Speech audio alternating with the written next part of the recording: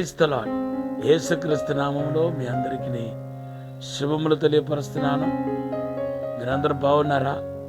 దేవుని యొక్క ఆశీర్వాదం, అభిషేకం వర్షవలె మీ మీద కుమరించబడబోతుంది. ఇదివరకు కనివిని ఎరుగని ఆశీర్వాదాన్ని, అద్భుతాన్ని పొందుకోబోతున్నాను. నాకు ఒక దర్శనం కనపడుతుంది. మీ ముందున్న అడ్డన్ని దేవుడు బలమైన శక్తిని పంపించి అవన్నీ పారదొలుతున్నట్టుగా కనపడుతుంది. మీ ముందున్న అడ్డన్ని తొలగిపోతున్నాయి. కాబట్టి శ్రేష్టమైన మంచి భవిష్యత్తును దేవుడు మీకు ప్రసాదించబోతున్నాడు. అసాధారణమైన అద్భుతమైన కార్యం జరిగించబోతున్నాడు. గొప్ప దీవెనలతో నింపబడబోతున్నారు. దేవుని యొక్క మహిమ, ఆశీర్వాదాలు నిండుగా దండుగా కనపడబోతుంది. ఈరోజు దేవుడు మీకు ఇచ్చిన వాగ్దానం ద్వితీయోపదేశకాండ 28:13-14. దేవుని బిడ్డలారా, దావీదు చేసిన ప్రార్థన, అద్భుతమైన ప్రార్థన, వాటి గురించి మనం ధ్యానం చేశాం.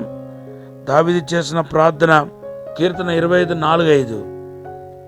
యెహోవా, నీ మార్గములను నాకు తెలియజేయము, నీ త్రోవలను నాకు తేటపరచుము. యెహోవా, నీ మార్గము నాకు తెలియపరచము, నీ త్రోవను తేటగా తెలియపరచమని దేవుని యొక్క గైడెన్స్ కోసం అడుగుతున్నా. నిజంగా ఈ ప్రార్థన అయితే, మీ ప్రార్థన అయితే మిమ్మల్ని ఎలాగా దేవుడు నడిపించగలుగుతాడో వాక్యం నుండి కొన్ని అంశాలు మీకు చెప్పి పరిశుద్ధాత్మతో ప్రేరేపించబడ్డాను. అఫ్కోర్స్ మనల్ని నువ్వు దేవుని యొక్క నడిపింపు కోరితే కనుక మొదటిగా నీ జీవితంలో నీకు కనిపించేది ఏదంటే పరిశుద్ధాత్మ యొక్క సన్నిధి. పరిశుద్ధాత్మ లేకుండా మనము ముందుకు సాగలేము, నడిపించబడలేము. పరిశుద్ధాత్మ దేవుడే స్పష్టంగా మనతో మాట్లాడతాడు. అపోస్తల కార్యం 19వ అధ్యాయం మొదటి 2 వచనాలు చదివితే, దేవుని బిడ్డలారా, మరి అపోస్తలు, ప్రవక్తలు, యాజకులు అందరూ కలిసి ప్రార్థన చేస్తున్నప్పుడు పౌలును, బర్నబాను దేవుని సేవకి ప్రత్యేకపరచమని దేవుడు మాట్లాడుతున్నాడు. వాళ్ళు కంప్లీట్గా వీళ్ళుండి వేరు చేసి సేవకి పంపించమని దేవుడు మాట్లాడుతున్నాడు. ఎంత చక్కటి గైడెన్సో చూడండి.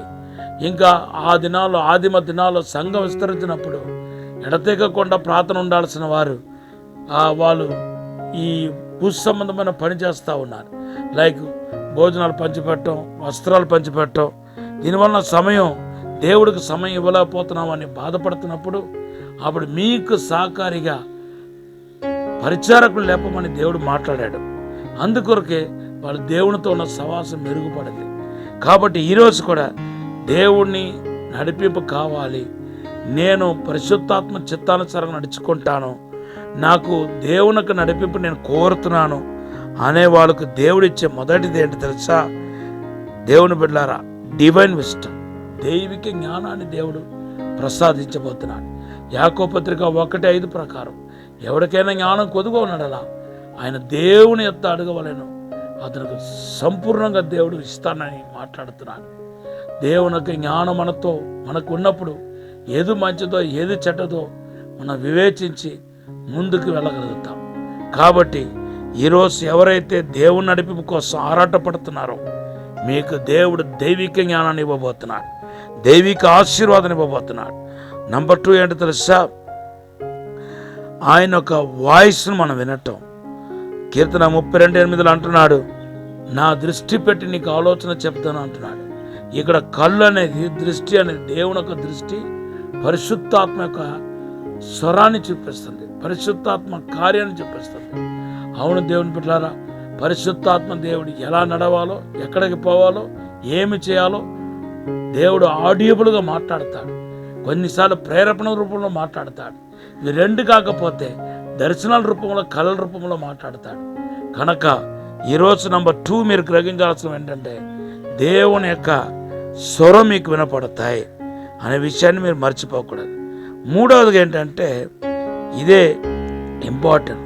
కీర్తనకారుడు అంటున్నాడు, కీర్తన 119:105 అంటున్నాడు, నీ వాక్య నా పాదములకు దీపము, నా త్రోవకు వెలుగై ఉంది అంటున్నాడు. దేవుని యొక్క వాక్యం లేకుండా నువ్వు దేవుని చిత్తాన్ని గ్రహించలేవు, దేవుని ఉద్దేశాన్ని గ్రహించలేవు, ఆత్మీయతలను ముందుకు సాగలేవు. ఈరోజు నా వాక్యం ఉంటున్న మీ జీవితంలో దేవుని బిడ్డలారా, మరి పరిశుద్ధాత్మ యొక్క సహాయం ఎంతో అవసరంగా ఉంది. దేవుని అప్పుడే మనం కరెక్ట్గా దేవుని యొక్క మార్గంలో మనం ముందుకు సాగలుగుతాం. చివరిగా మనకు ఆత్మీయ నాయకులు, ఆత్మీయ తల్లిదండ్రులు ఉండాలి. మీ ఆత్మ లెక్కప్ప చెప్పేవారు వాళ్ళే మీ ఆత్మలు కాయిస్తున్నారు కనుక, నడిపిస్తున్నారు కనుక వాళ్ళ మాట విని వాళ్ళకు లోబడి ఉండండి అని ఎవరి పత్రిక 13:17 రాయబడి ఉంది. మనకు ముందు ఒక నావికుడు ఉండాలి. ఆ నావికుడు ఆత్మపూర్ణుడుగా ఉండాలి. చాలామంది ఆత్మపూర్ణ లేని వాళ్ళని సేవకులు ఎన్నుకుంటున్నారు. దానివల్ల వాళ్ళు దేవుని చిత్తాన్ని సంపూర్ణంగా గ్రహించలేరు. ఎవరెవరైతే ఆత్మీయ తండ్రి యొక్క నడిపింపు చెప్పున ముందుకు వెళుతున్నారో ఖచ్చితంగా వాళ్ళు దేవుని యొక్క త్రోవలు వెళ్ళగలుగుతారు. ఏది మంచిదో ఏది చెడ్డదో వాళ్ళు చక్కగా చంటి బిడ్డలకు చెప్పినట్టుగా చెప్పగలుగుతారు. ఎటువంటి శోధనలు పడకుండా, ఎటువంటి పాపంలో పడకుండా మనం ముందుకు వెళ్ళగలుగుతాం. కాబట్టి ఎవరెవరైతే దావీదులాగా దేవుని నడిపింపు కోసం, దేవుని చిత్తం కోసం ఆరాటపడుతున్నారో మీ జీవితంలో దేవుని యొక్క అద్భుత కార్యం జరగబోతున్నాయి. ఆయన నడిపించబోతున్నాడు. ఈ సమయంలో ఒక చిన్న ప్రార్థన చేస్తాను. పరిశుద్ధము నమ్మకమైన మా పరలోక తండ్రి, నీకు వందనాలు, స్తోత్రాలు ప్రభా. మమ్మల్ని క్షమించి మన్నించి పరిశుద్ధపరచండి, శుద్ధీకరించండి ప్రభా. నీ చిత్తానుసారంగా జీవించలాగిన ప్రభా, నీ చిత్తాన్ని నీ యొక్క నడిపింపులో ముందుకు వెళ్ళాగిన మాకు బోధించండి. మాకు నైనా తండ్రి కృపద ఇచ్చండి ప్రభా. శక్తి బలము కృపద ఇచ్చండి ప్రభా.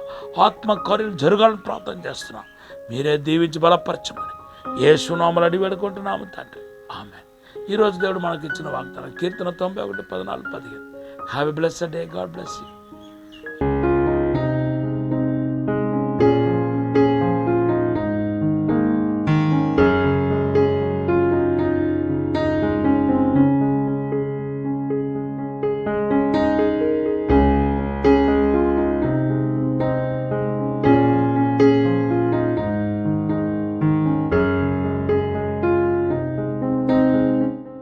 నా పేరు మోహన్. నేను మహబూబాబాద్ నుండి వచ్చాను. నేను ఇక్కడికి రావడానికి ఒక సిస్టర్ గారు నడిపించారు నన్ను ఇక్కడికి. నేను ఇక్కడికి రావాలని ఆశ ఉండేది, కానీ ఆ సిస్టర్ గారు నాకు సపోర్ట్ ఇవ్వడం వల్ల నేను ఇక్కడికి వచ్చాను. ఇక్కడ వచ్చిన ఈ డునామిస్లో నేను ఇంతకు ముందు నేర్చుకోలేని అనేక విషయాలు ఇక్కడ నేర్చుకున్నాను. ఆరోగ్యరాజు గారు కానీ, చార్లెస్ గారి ద్వారా కానీ, డాడీ, మమ్మీ, క్యాథరిన్ అక్క, కరిస్మక్క వారు చెప్పే వాక్యాలన్నీ నాకు చాలా నూతనమైన ప్రత్యక్షతలు, రేమావాక్కులు, మర్మములన్నీ కూడా నేను ఇంతకు ముందు నాకు ఎన్ని డౌట్లు ఉన్నాయో అన్ని అనుమానాలన్నీ కూడా వాక్యం ద్వారా క్లారిఫికేషన్ దేవుడు ఇచ్చాడు. నేను ఇంకా నూతనమైన అన్య భాషలను పొందుకున్నాను, పరిశుద్ధాత్మ శక్తిని పొందుకున్నాను. నేను అనుకున్న దానికంటే, ఊహించిన దానికంటే నేను చాలా పొందుకున్నాను. ఈ డునామిస్ ద్వారా నేను చాలా ధైర్యంతో నింపబడ్డాను. ఈ డునామిస్లో నేను వచ్చినాక నాకు అన్య భాషలు అనేది చాలా ఇంప్రూవ్ అయిపోయింది. ఇంకా చాలా నేర్చుకున్నాను, చాలా విషయాలు నేర్చుకున్నాను. ఆత్మీయంగా అయితే చాలా బలపడ్డాను. డాడీ గారు పరిశుద్ధాత్మ గురించి చాలా విషయాలు నేర్పించాడు. కృపావరాలు కానీ, ఆత్మవరాలు కానీ, ఆత్మ ఫలాల గురించి, ప్రవచనం గురించి కూడా చాలా విషయాలు తెలియజేశాడు. అన్య భాషలు, నానావిధాల భాషలు, అన్య భాషలు అంటే దేవుని భాషలని తెలియజేశారు. నానావిధ భాషలు అంటే ఇంకా అవి మనం సంఘంలో మాట్లాడే భాషలని తెలియజేశారు. ఇలా చాలా విషయాలు.